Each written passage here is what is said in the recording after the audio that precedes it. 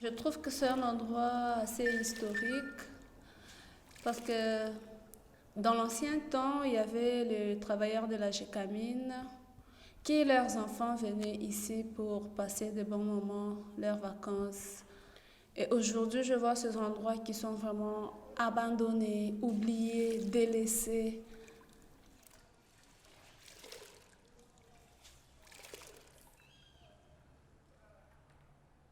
Par contre, ce sont des endroits qui pouvaient commencer à nous aider.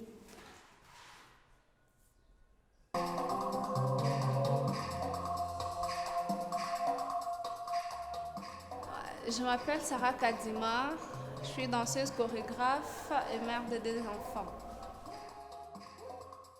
En 2017, j'ai eu à participer à l'atelier de Pitcher. Et lors de cet atelier, ce qui m'avait beaucoup marqué, c'était le jour où on nous a pris pour aller nous faire visiter la ville de Lubumbashi. Parce qu'il y a des choses qu'il faudrait toujours nous en parler de temps en temps pour ne pas perdre la culture, l'histoire de notre pays, de la ville et tout. Il y a une avenue qu'on appelait la Katanguaise. La Katanguaise, il y avait une histoire qui s'était déroulée en 1961-62. Et du coup, moi, en grandissant, bien que j'étais à Lubumbashi, mais je ne connaissais pas cette histoire, personne ne m'en avait en parlé. Ce sont des femmes qui se sont révoltées face aux Blancs, qui résistaient à ce que le Noir ne puisse pas entrer dans la ville. Et du coup, ils ont construit les églises, la prison, l'hôpital, du fait que le Noir ne puisse pas avoir accès d'entrer dans la ville. Et un jour, il y a eu une femme forte, Antoine Chitungu, vu que les Blancs ont vraiment persisté à ne pas vouloir leur lâcher, accorder cette chance-là d'entrer dans leur propre ville, à Lubumbashi.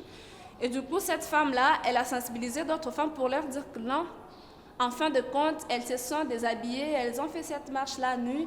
Et du coup, ça a vraiment choqué les Blancs et ils avaient accédé. Et du coup, moi, cette histoire m'avait beaucoup tiqué et c'est de ça que je me suis fait ma première performance, franchir les barrières. Le projet que je présente à la Biennale cette année, c'est la femme sur les marchés pirates à Lubumbashi. Subitement, vit une femme, elle avait une bassine de pommes et de bananes.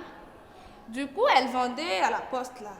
Et il y avait un policier qui est directement venu et il voulait arracher la marchandise.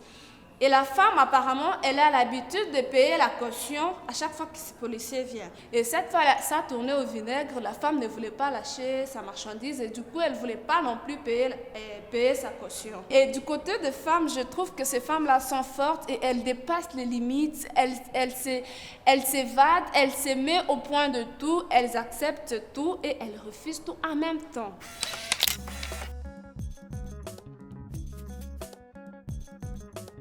Meme wa bende ngani wa mgijabang. Meme wa bende ngani wa mgijabang.